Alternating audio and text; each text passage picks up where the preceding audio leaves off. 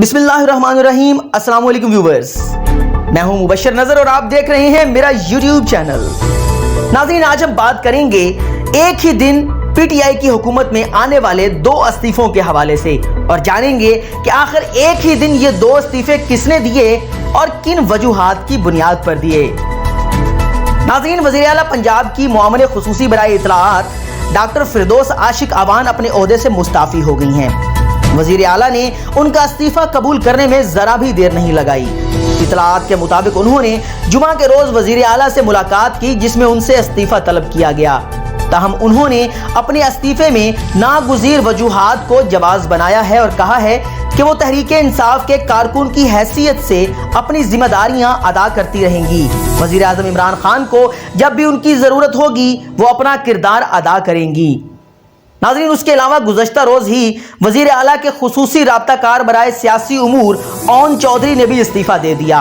उनका मौक़िफ़ है कि उन्हें वज़ीर आला ने जहांगीर तरीन ग्रुप छोड़ने का कहा। उनके इनकार पर उनसे इस्तीफा मांग लिया गया और यूं वो मुस्ताफ़ी हो गए।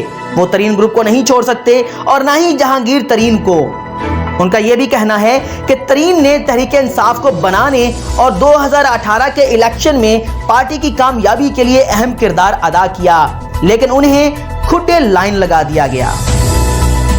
नाज़रीन, सियासी जमातों और हुकूमत के ओहदों से लोग मुस्ताफ़ी भी होते रहते हैं और उन्हें ओहदों से हटाया और पार्टियों से निकाला भी जाता है।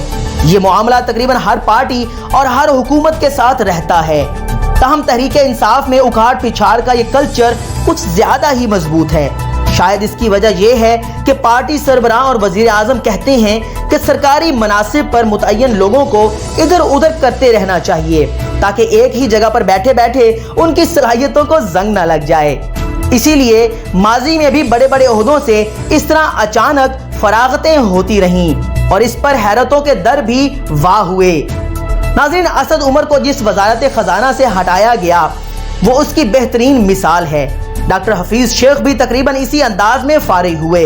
उन्होंने 3 मार्च 2021 को सेनेट का इलेक्शन हारने के बाद खुद ही इस्तीफे की पेशकश की थी, जो कबूल ना की गई। लेकिन ज्यादा दिन नहीं गुजरे थे कि उन्हें भी इस्तीफा देना पड़ा।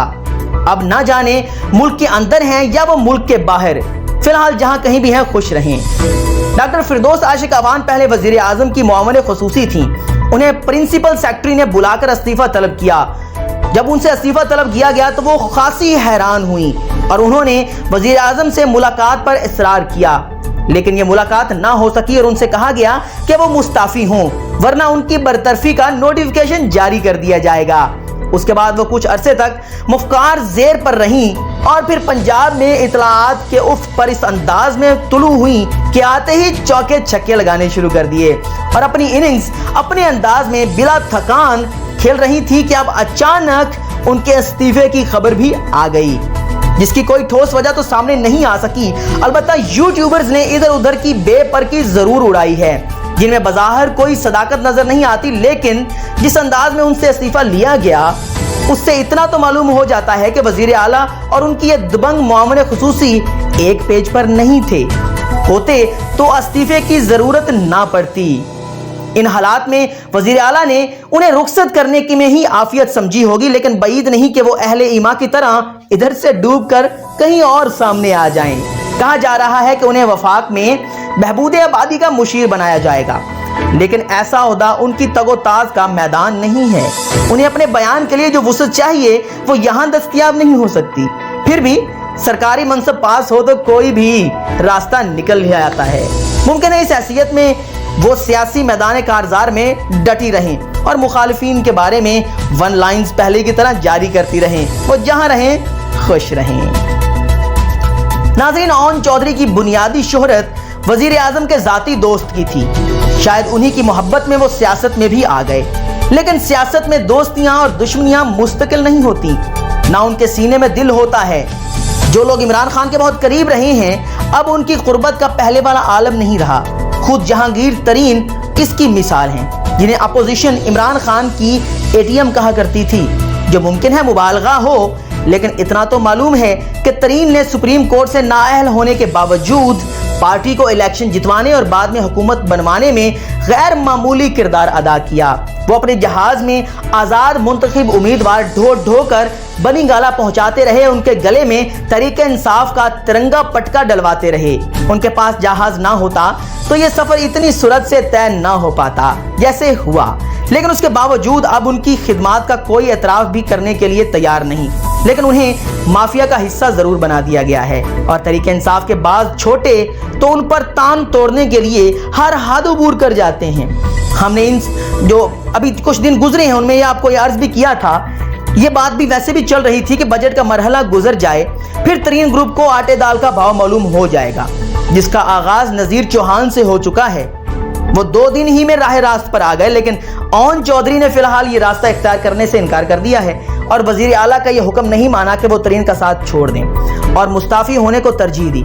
साथ ही पार्टी के बाज़ रहनुमाओं ने उन्हें उनकी औकात भी याद दिलाना शुरू कर दी है। ये तो फिलहाल आजमूदा सियासी चलन है कि लोग जो बागियों से इसी तरह का सलूक करते हैं। फिलहाल तो ओन चौधरी ने बहरहाल जो दुरुस्त समझा वो किया, सियासी राब्ताकार का मनसब छोड़ दिया।